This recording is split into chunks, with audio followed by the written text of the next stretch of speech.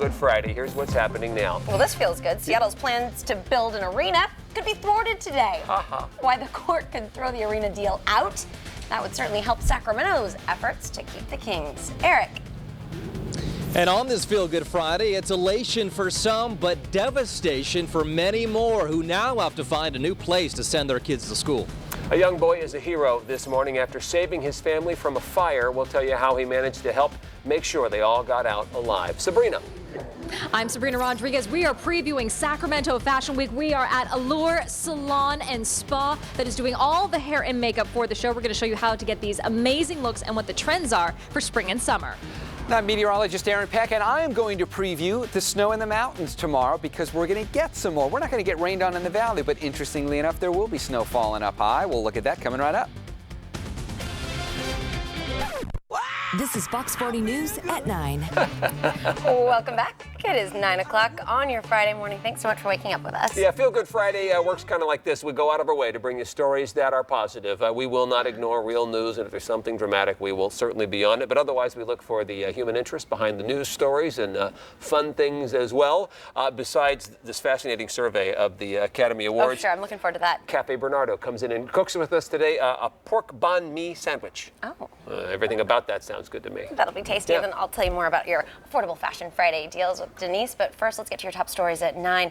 That vote came down shortly after midnight. We've been telling you about this all week. 3 schools are now safe this morning. Yeah, there's the silver lining in this story. 3 schools were saved. Eric Rucker live outside Fruit Ridge Elementary School, one that did not make the safe list. Good morning, Eric. And good morning, Paul. It could have been 10 total, but that's not the case. 7 this morning shut down. As you mentioned, Fruit Ridge, one of them that'll be closing at the beginning of next year. Of course, parents we talked to just a short time ago, they're not too happy.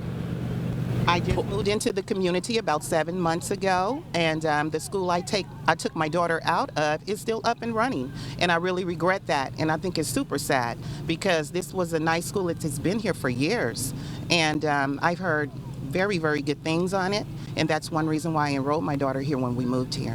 When I heard that the outcome of the result that they'd be shut down, and it's like it's hard, my heart for the first time hurts, because they have to go to other schools.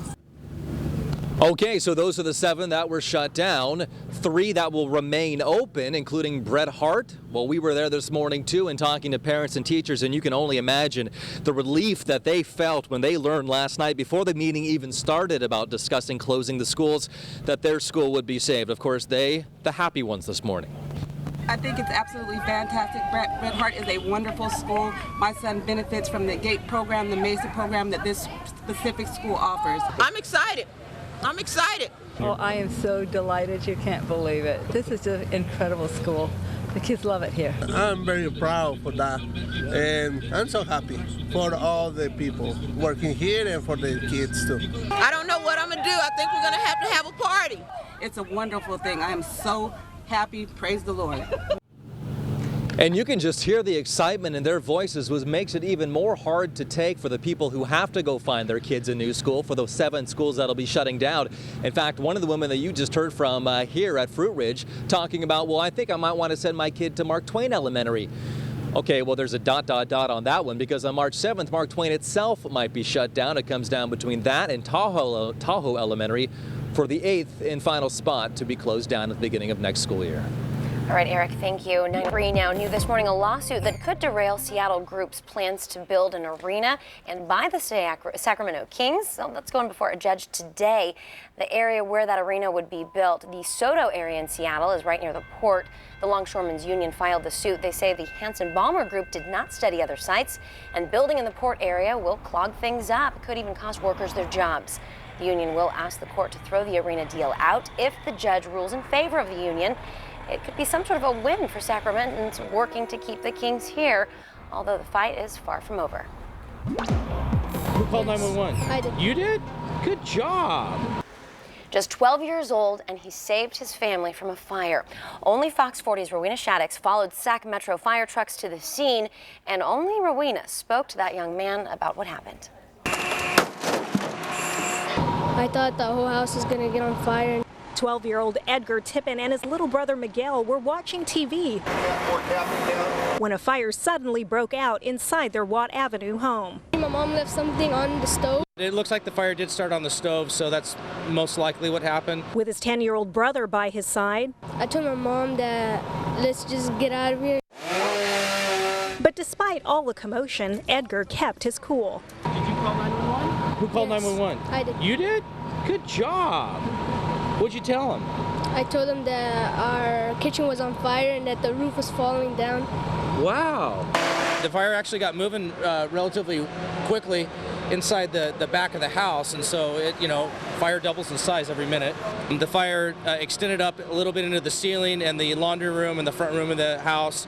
Once the flames were knocked down, the family dog Oso turned up. Paramedics made sure the boys were fine. Edgar still with the phone in hand. Wow. That's awesome. Good job.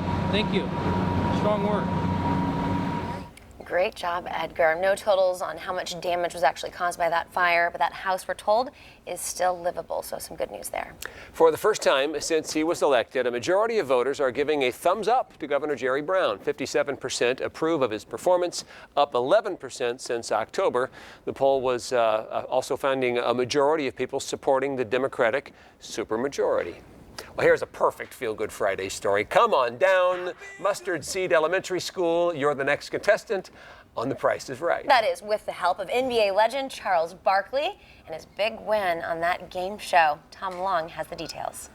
Mustard Seed School is a school for homeless families or homeless children in Sacramento. Opening in 1989, the school was established to help with education. We are designed to be an emergency school for homeless families, kind of just covering those gaps in their education and those time gaps in between public schools. You have to make a decision where you think low or high. Today, Charles Barkley, playing alongside contestants on The Price is Right, tried to win some money for the school. We watched the show earlier today with the kids. We brought all the kids into one room with a big TV and let them watch it, and so we kind of followed along. As the kids watched, the winnings grew.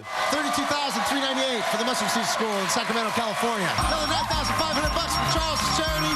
$59,000 for the charity. How about $8,000? $8,000! The final total? $67,633. It's a large sum. It's a significant portion of our budget. It'll help us kind of alleviate some of that worry, some of that tension of finding funding. We're really excited. The school doesn't know when they'll get the money, but I assure you they'll get it. And